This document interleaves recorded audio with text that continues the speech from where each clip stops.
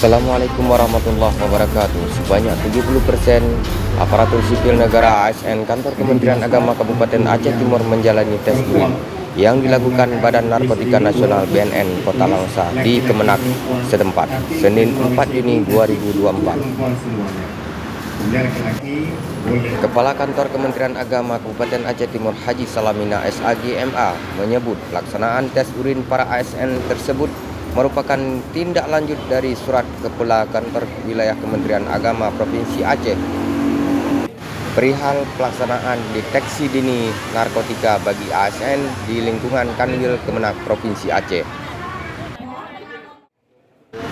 Tes urin ini diwajibkan bagi seluruh ASN dalam lingkungan Kemenak Aceh Timur.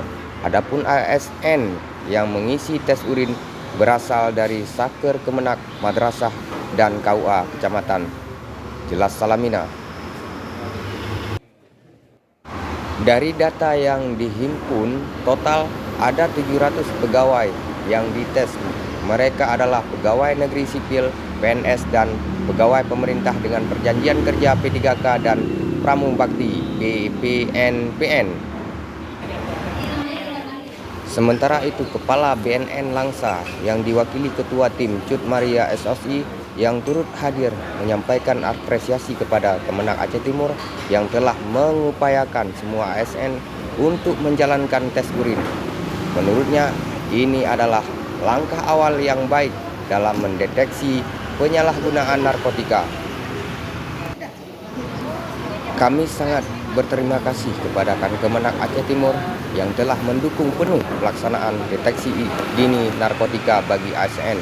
Ini merupakan langkah awal yang baik dalam mewujudkan ASN Kementerian Agama bebas dari pengguna narkotika. Jelasnya. Kecenderungan obat-obatan itu Pak yang kayak obat-obat yang penenang gitu biasanya orang saya kayak dia ada gangguan saraf, biasa seperti itu. Ada obatnya memang yang kan antibiotik atau antibiotik enggak, dia memang obat yang untuk sama karena semua narkoba ini kan untuk menenangkan sifatnya, jadi semua misalnya kayak kita jantung biasanya